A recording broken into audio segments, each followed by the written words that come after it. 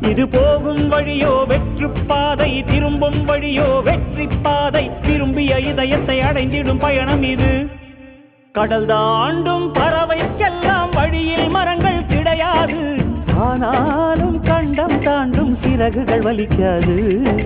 மலையேறும் எறும்பின் கால்கள் வெயிலை மிதித்து உடையாது. மனதோடு காதல் வந்தால் மனிதா தடையேது.